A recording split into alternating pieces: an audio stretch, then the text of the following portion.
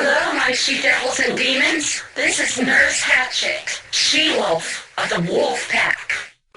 Bloodbath Theater Tales with your host, King of Splatterpunk, horror author William Pattison, and the horror sex symbol Christopher Hyland.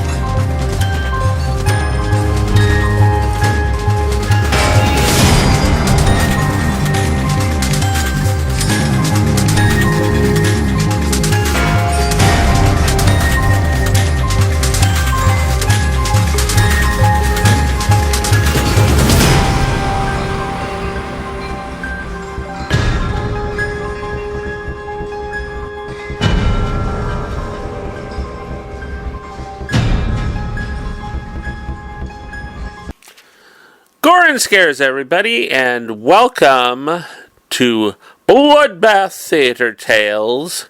I'm your host, William Pattison, King of Splatterpunk, and author of the Camp Crystal Lake novels.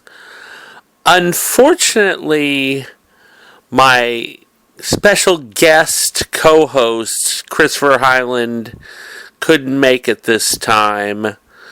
So I'm having to do this all by myself. It'll be a shame, not hearing Mr. Hyland's insights on this particular story. So anyways, so our story for tonight is an early H.P. Lovecraft story, meaning before he started the Cthulhu series.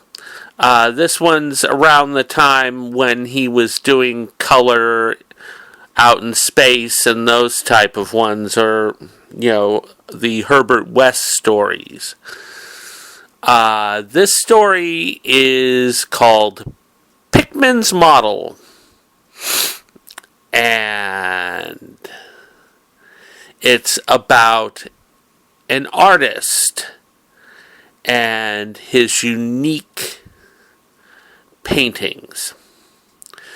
I won't get into anything more, so let's just get into this. This is a radio drama. I know you're going to enjoy it. So let's check out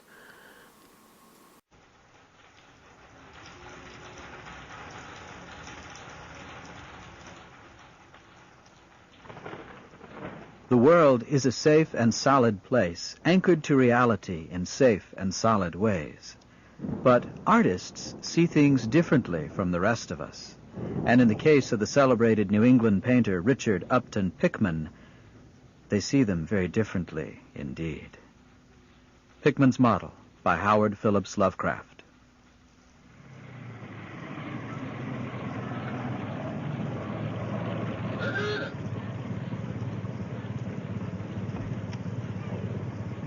You needn't think I'm crazy, Elliot. There's others with stranger prejudices than mine. Oh, go on. Laugh at Oliver's grandfather. He won't even ride in the car. If I don't like that damn subway, it's my own business. We got here faster in the taxi anyhow. It's just that you seem more nervous than when I visited you last year, Uncle. Well, you don't need to hold a clinic over it. Your coach, gentlemen? Yes.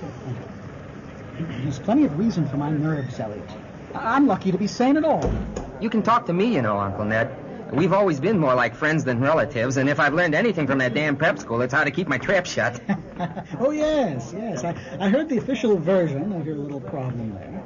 Well, if you ever feel like you need a father confessor, You can fill me in on the details. A fan dancer, wasn't she? I don't want to talk about it. Not yet, anyhow. But you'll be the first to read the novel. These chairs all right? Oh, of course. Waiter, brandy and soda, please. Yes, sir. Elliot, that too. Very dry martini for me. That's what comes of living in New York. It's the best place in America for an aspiring young novelist. All the Ziegfeld girls, the theater, the flappers, Harlem, the village. The flappers, and the flappers. And the flappers. Ah, youth. Well, maybe you ought to hear it. You were at least a nodding acquaintance of Pickman's. And you've been after me about it ever since I began to cut the art club and Pickman. Now that he's disappeared, I come round to the club once in a while, like today. But my nerves aren't what they were. But understand, I don't know what's become of Pickman. I don't like to guess. You probably surmised I had some inside information when I dropped him. That's why I don't want to think where he's gone. Let the police find out what they can. It won't be much. They don't even know about that old North End place he rented under the name of Peters. But then, I'm not sure I could find it again myself. Not that I'd ever try. Not even in broad daylight. What? A North End place? Under a pseudonym? Or did he keep a mistress, or do you know? No. Yes, I do. A mistress? Pickman? Yes, I know. Or I'm afraid I know why he maintained it. That's why I don't tell the police. They'd ask me to guide them. And I can't go back there. Couldn't, even if I knew the way.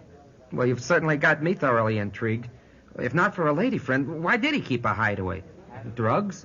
Some unmentionable vice? I'm coming to that. There was something there. And now I can't use the subway or go down into cellars ever again. Oh, go on, have your laugh. That's why I don't tell this to anyone, among other reasons. I'm not laughing at you, Uncle Ned. It just seems a bit melodramatic. It's just that I always saw you as too sophisticated to be shocked, well, at art.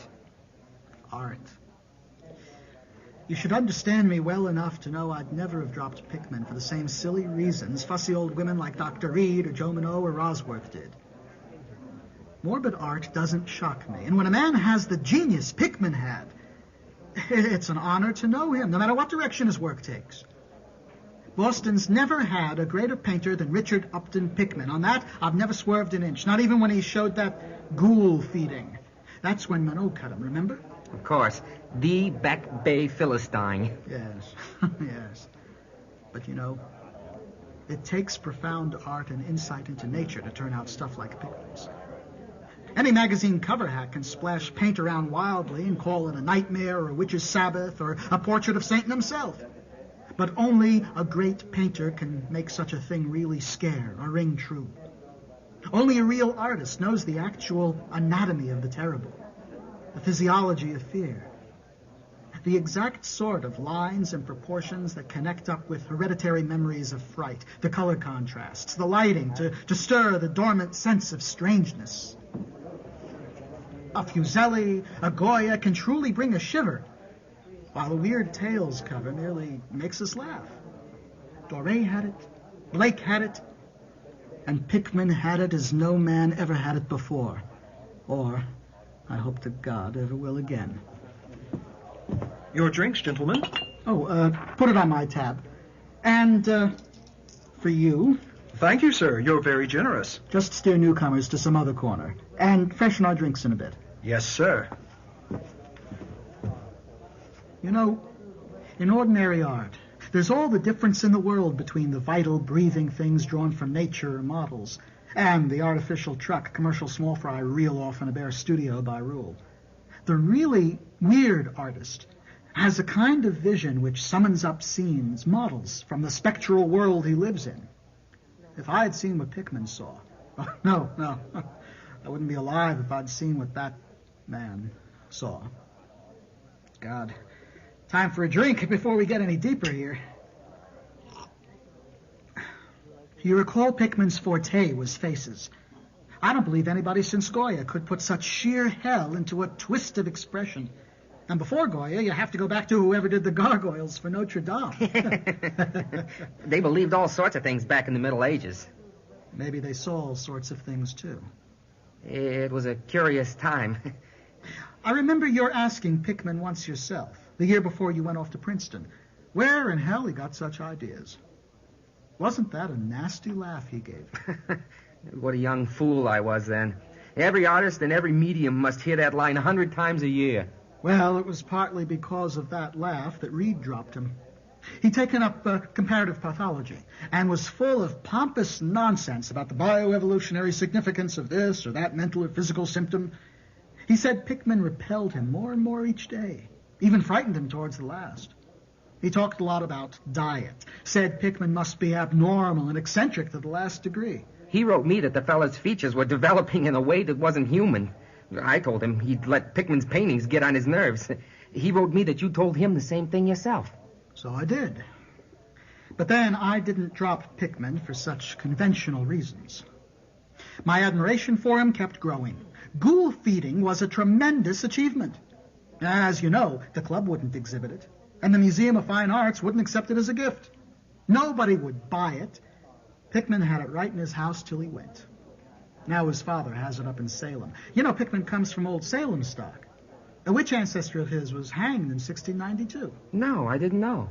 It's fascinating. I hope I'm not boring you with all this aesthetic theory.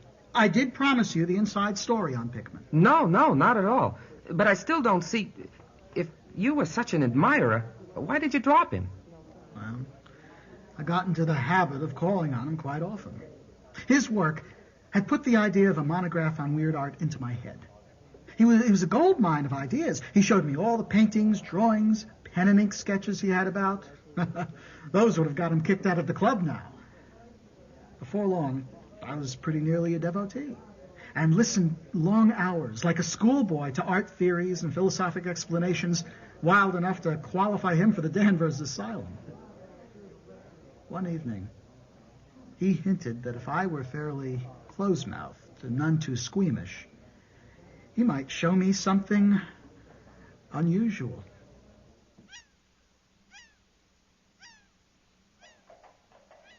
You know, there are things that won't do for Newberry Street. They're out of place here. They can't be conceived here. Back Bay isn't Boston. It isn't anything yet. It's had no time to attract human ghosts of beings who have looked on hell and known the meaning of what they saw. Wicked, wicked Richard. The place for an artist to live is the North End. Any sincere aesthete would put up with the slums for the sake of the spirits left from the days when people weren't afraid to live and feel and die. I can show you houses that have stood 2 centuries and a half or more. Houses that have witnessed what would have made a modern house crumble into powder. You call the Salem witchcraft a delusion. But my great-grandmother, 4 times removed, could have told you things. They hanged her on Gallows Hill, with Cotton Mather looking sanctimoniously on. I wish someone had sucked his blood in the night.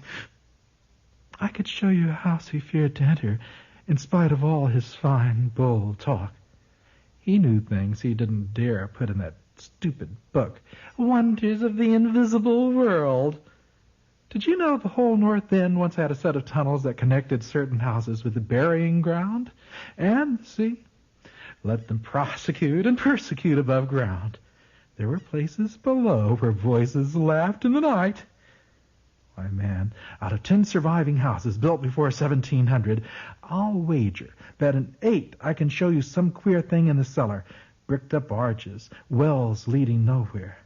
There were witches and what their spells summoned, and pirates, and smugglers, and privateers. I tell you, people knew how to live, how to enlarge the bounds of life in the old time. So, you haven't been digging around in the past for nothing. Oh, so you're interested in this sort of thing? Of course. What have I told you? That I've got another studio up there where I can catch the night spirit of antique horror and paint things I couldn't even think of in Newbury Street. Yes, I decided long ago one must paint terror as well as beauty from life. I did some exploring in places where I had reason to know terror lives. Reed at the club thinks you're some sort of monster bound down the toboggan of reverse evolution.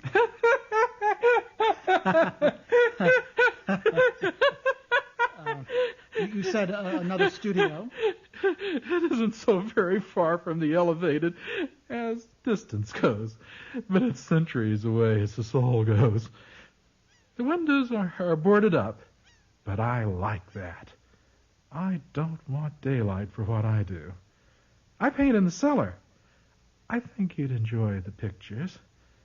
I've let myself go a bit there. If you're game, I'll take you there tonight. Well, Elliot, there wasn't much for me to do after that harangue but hail down the first vacant cab we saw. I didn't keep track of the cross streets. I can't tell you which one we turned up. When we did, we climbed through the oldest, dirtiest, most deserted alley I ever saw, with crumbled gables, broken windows, and archaic chimneys that stood half disintegrated against the moonlit sky. I don't believe there were 3 houses in sight that hadn't been standing in Cotton Mather's time. Pickman produced a flashlight and revealed an antediluvian 10-paneled door that looked damnably worm-eaten. He ushered me into a barren hallway with worn dark oak paneling. He took me through a door on the left, lit an oil lamp, and told me to make myself at home. Uncle, you're trembling. Here, let me fresh up your drink. A silver flask? With good Canadian whiskey. No moonshine rot gut. Oh, that is good. Elliot, I'm what the man in the street would call hard-boiled. But what I saw on the walls of that room, they were his pictures, the ones he couldn't paint or even show in Back Bay. He was right to say he'd let himself go. Here, have another drink. Or at least I need one. What were the paintings like, Uncle Ned? The awful horror, the loathsomeness, came from simple touches beyond the power of words to classify. Nothing exotic, nothing unworldly. The backgrounds were mostly old churchyards, deep woods, cliffs by the sea, brick tunnels, ancient paneled rooms, or simply vaults of masonry. Copp's Hill Burying Ground was a favorite scene. The madness, the monstrosity, lay in the figures in the foreground. They were seldom completely human, but often approached humanity in varying degree. Most of the bodies were roughly bipedal, but had a forward slumping, vaguely canine cast. The texture of their flesh was a kind of unpleasant rubberiness. Oh, I can see them now. They were usually feeding. They were sometimes shown in groups in cemeteries in battle over their prey. The expression on the corpses' faces. Occasionally, these things were shown leaping through open windows at night or worrying at the throats of sleeping victims. But don't get the idea that I'm like some 3-year-old kid frightened of the mere setting. It was the faces, Elliot. Those accursed faces that leered and slavered out of the canvas with the very breath of life. That nauseating wizard had waked the fires of hell in pigment. Give me that flask, Elliot.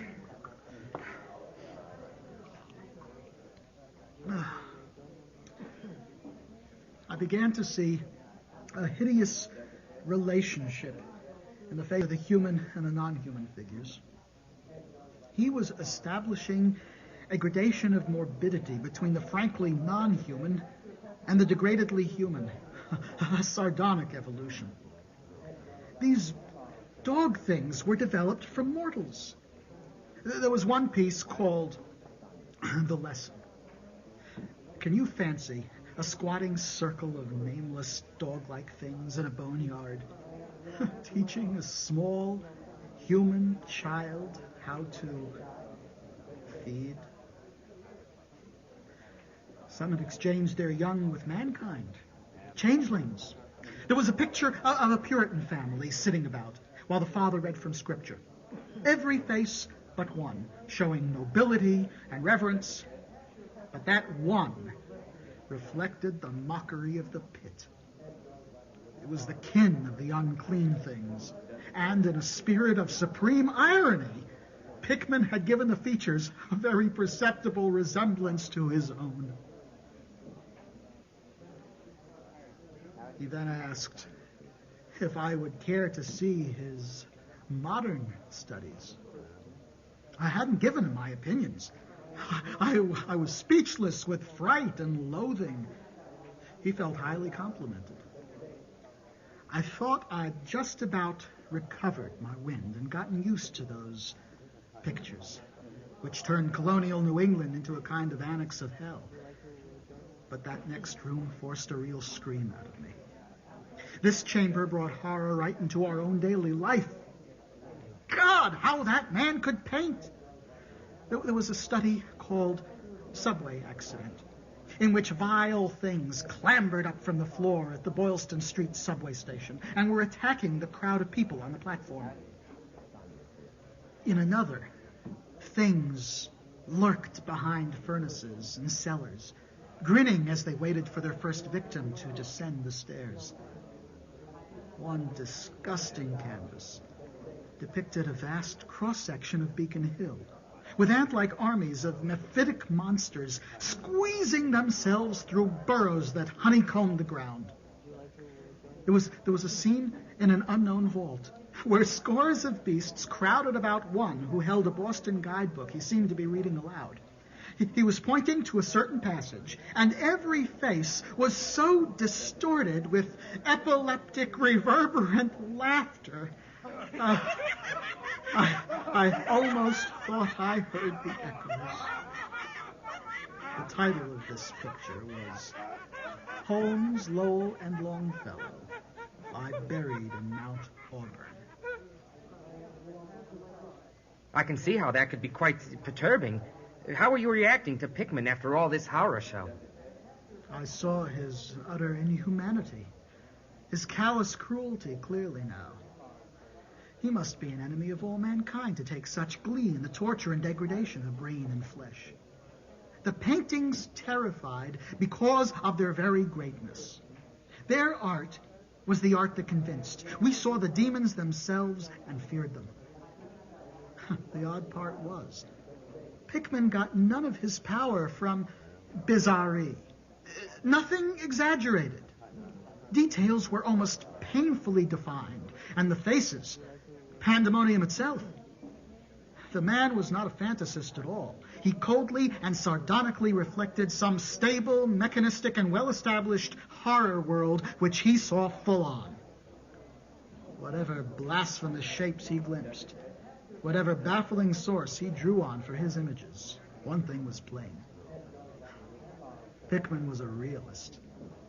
What about his studio itself? When we reached the bottom of a damp staircase, he shined his flashlight into a large open space with what was evidently a great well curbed by brick in the earthen floor. Must have been 5 feet across, with walls a foot thick extending about 6 inches above ground. Solid 17th century work. An aperture of the network of tunnels that used to undermine the hill, according to Pickman. I use this camera here for background scenes. No use carting my outfit around town for this view or that view. A photograph's as good as the actual scene for sustained work. Here, let me show you this piece. Oh, my God, man, even half finished, it's nauseating. Come into my main studio here. I'll show you the piece de resistance. The culmination of a life's energy spent... Well, judge for yourself. It's like being in Beelzebub's own picture gallery. Is this huge canvas the one? That's the one. Jesus, God. I didn't know Earth could hold a dream like that. Elliot, it was a colossal, nameless blasphemy with glaring red eyes. In its bony claws, it held a thing that had been a man, gnawing at the head like a child nibbling a stick of candy. My God, the mold-caked body, the hooved feet, it glared and gnawed and glared.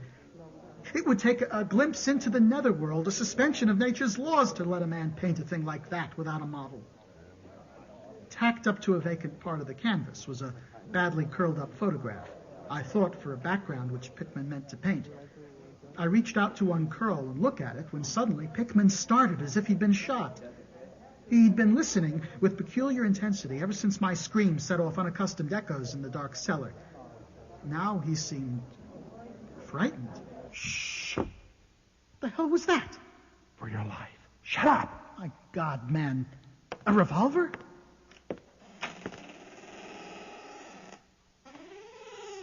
He stepped out into the main cellar, gun in hand, shutting the door behind him.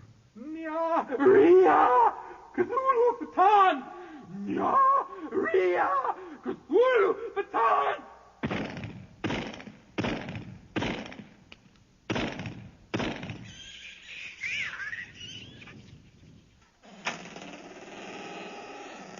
Damn rats. God knows why they eat the river. These tunnels touch the graveyards, but they must be running short. They want it out. Best not to yell down in these old places, though it draws things that are a positive asset by way of atmosphere and color. Waiter, coffee here. Coffee for me and my nephew. Well, Elliot, that was the end of my night's adventure. Well, he promised to show you his place. I guess he did. But did you get home all right? Oh, yes. Pickman led me out of that dark maze, past old tenements, streets full of cars with gangsters heading for the odd speakeasy, and churches open to the street, you know, the kind where you see bizarre scenes of unfamiliar religious rituals practiced nocturnally by strange families of immigrants. I recall a cacophony of church bells. Pickman left me at the corner of Joy. I never spoke to him again. Your coffee, Mr. Thurber, and the young gentleman's. Thanks. I'll have mine black. 2 lumps for me. And for you, a little extra. Oh, thank you, sir. But, Uncle Ned, I still don't quite understand precisely why you dropped him. Richard Upton Pickman. Don't be impatient, Elliot.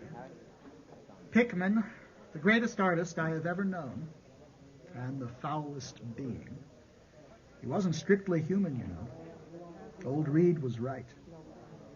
He found a way to unlock the forbidden gate. It's all the same now, for he's gone into the darkness. Here, let's turn on this lamp. It's getting twilight out. Was it those paintings in his studio, then? Or the one that made you scream? No. Paintings couldn't make me steer clear of subways and cellars. I'm a man of the world, after all. No. It was the photograph. I'd reached out to uncurl it just as the shots were fired, and had absent-mindedly crumpled it into my pocket. I found it in my coat the next morning. Oh, can I see it, Uncle? No. I burned it at once. You see, it wasn't a photo of any background after all. What it showed was simply the monstrous being he was painting on that awful canvas. It was the model he was using. The background was merely the wall of the cellar studio in minute detail. By God, Elliot, it was a photograph from life.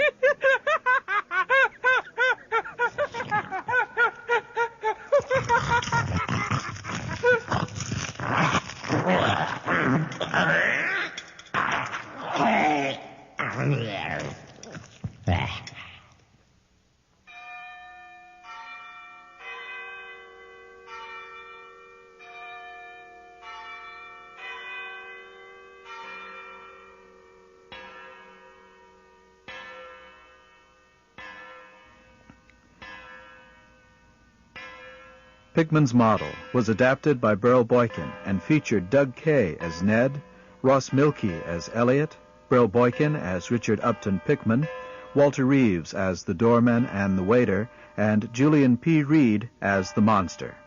Directed by Beryl Boykin, engineering and soundscaping by Henry Howard. Pickman's Model is a joint project of the Centauri Express, the Atlanta Radio Theater Company, and Horror House.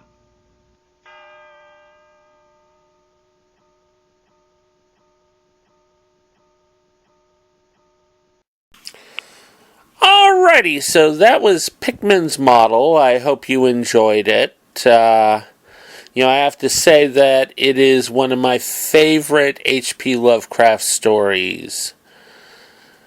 I remember the first time I actually read the original source material.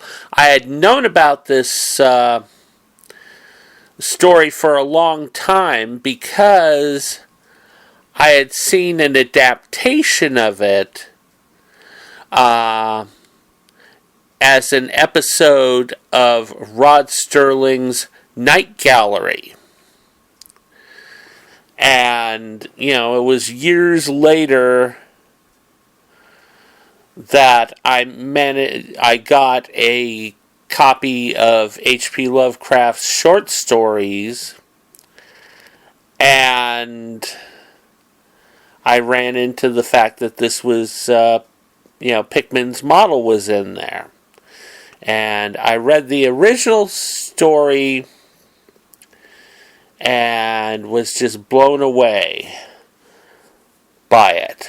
I really, I loved the adaptation that they had, in Night Gallery. But the original story really hit me a lot more. And there's a lot of differences, Night Gallery was a fantastic show, but the thing is that, whenever these ones do adaptations of Lovecraft, they like to put their own, fingerprint on it. Which is something I really don't agree with. In the case of Pickman's Model, as you heard in the radio drama, the main character in Pickman's Model is Pickman's agent, and longtime friend. In the Rod Serling version, they decided to have a lady friend of Pickman's, one that he would have lunch with and stuff. And she's the one who ends up going to visit Pickman at his place where he's doing his paintings. And she sees his new canvases, which are the ones of the ghouls.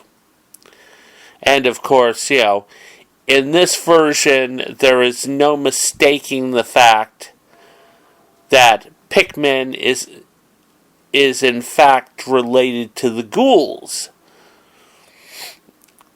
That he's a human hybrid of a ghoul. And, it was interesting. I really enjoyed it. I thought they did a fantastic job on the ghoul in the episode. They did really, really well done, Usually in H.P. Lovecraft adaptations, they don't do a real, fantastic job trying to capture Lovecraft's imagery. But in the case of Pickman's Model, they did a very good job with the ghoul that they had.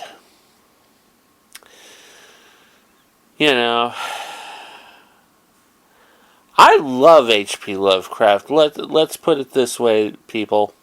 I absolutely love H.P. Lovecraft, And, I'm sorry that I'm going to have to get up on my milk stand here or whatever and, talk politics because of the fact that over the last few years, the woke movement has been trying to get rid of H.P. Lovecraft. The reason why is they said, oh, well, H.P. Lovecraft is a fascist. He's anti-immigrants. He was racist and all that. The thing is, people, here is my answer to this. Don't judge H.P. Lovecraft by modern standards. H.P. Lovecraft was, a result of his culture. And in his culture, there was definite class differences. H.P. Lovecraft was not a rich man. No, he had a problematic existence. But he lived away from immigrants, and there was a big difference between immigrants and, Americans. And yeah, he was paranoid about immigrants. And these were not Mexicans, these were not, it was the Chinese, it was the Italians, it was the people from other parts of Europe that were coming in during that time. And so, yeah, there was this sense of other during that time. And that was the standard view at the time. It's just ridiculous that you're putting modern standards on a person from that time period. It's ridiculous. And, to get rid of the H.P. Lovecraft Awards, to have his busts taken down and try to get his writings pulled from schools is absolutely asinine. It is total ridiculousness. It pisses me off. It's the same thing that they did with Laura Ingalls Wildman, because they got rid of the Laura Ingalls Award because of the fact of the way that she represented Native Americans. Well, that's the way her people saw Native Americans. You don't put modern standards on history. You don't judge history by modern standards. You judge history by what the history was, how people were. Yes, you can call Hitler a monster because he was a monster. By the standards of the day, he was a monster. But, this thing with H.P. Lovecraft and that is totally ridiculous, and people need to stop. People really need to stop, because H.P. Lovecraft is an important part of horror history. So many modern writers have been inspired by Lovecraft. I mean, Clive Barker was inspired by Lovecraft. Stephen King was inspired by Lovecraft. You know, just so many writers. I mean, even myself, I was inspired by H.P. Lovecraft. You know, when I was young, I didn't know who H.P. Lovecraft was. Honestly, I didn't actually know who H.P. Lovecraft was until I was in my 20s and I was in college. You know, I'd seen, you know, the films, you know, Die Monster Die and The Haunted Palace, but I did not connect that, just the same way as I didn't connect Pickman's Model or some of the other H.P. Lovecraft stories that I saw in anthologies over the years. And once I found out that those were H.P. Lovecrafts, it was like, oh my God, you know. And it amazes me how fantastic H.P. Lovecraft's work is. So, you know, I'm sorry that I got on my milk crate and, you know, and that, but, you know, it's important to judge a written work by the time that it's it's presenting. It's, you know, H.P. Lovecraft was a result of the early 1900s. You know, that's the way that was his culture and that. And, you know,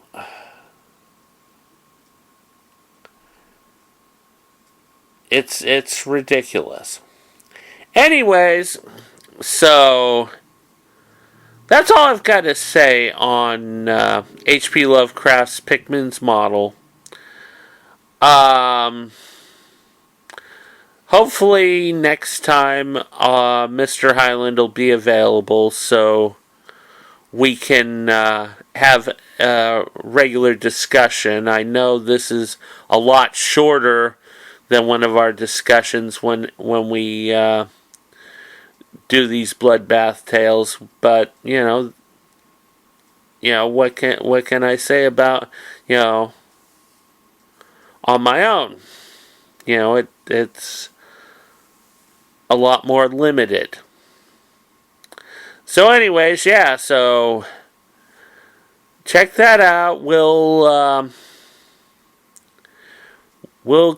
be back later on sometime this year with another Bloodbath Theater Tales. As always, keep America strong, watch horror films, and listen to your audiobooks.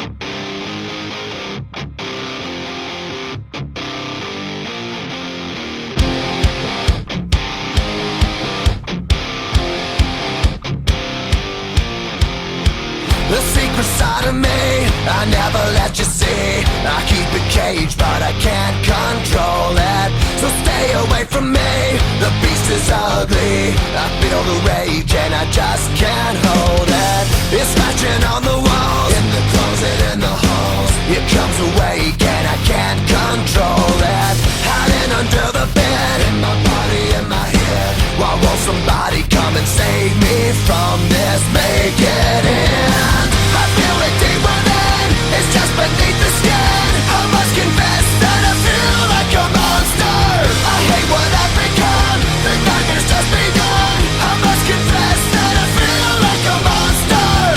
I feel like a monster. I feel like a monster.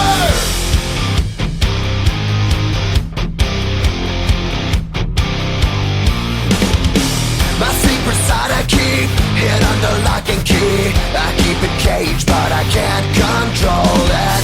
Cause if I let him out, he'll tear me up, break me down. Why won't somebody save me from this, make it in. I feel it deep within, it's just beneath the skin. I must confess that I feel like a monster.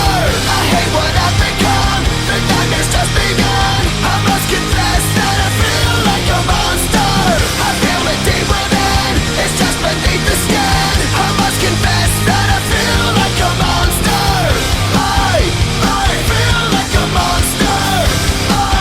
I feel like a monster. It's hiding in the dark, its teeth are razor sharp. There's no escape for me, it wants my soul, it wants my heart. No one can hear me scream, maybe it's just a dream. Maybe it's inside of me. Stop this monster. I feel it deep within, it's just beneath the skin. I must confess that I feel like a monster. I hate what I've become, the nightmare's just begun. I must confess that I feel like a monster. I feel it deep within, it's just beneath the skin. I must confess that I feel like a monster. I gotta lose control, it's something radical. I must confess that I feel like a monster. I feel like a monster. I feel like a monster. I feel like a monster. I feel like a monster. So we have a containment breach. We lost them. They're out in the open.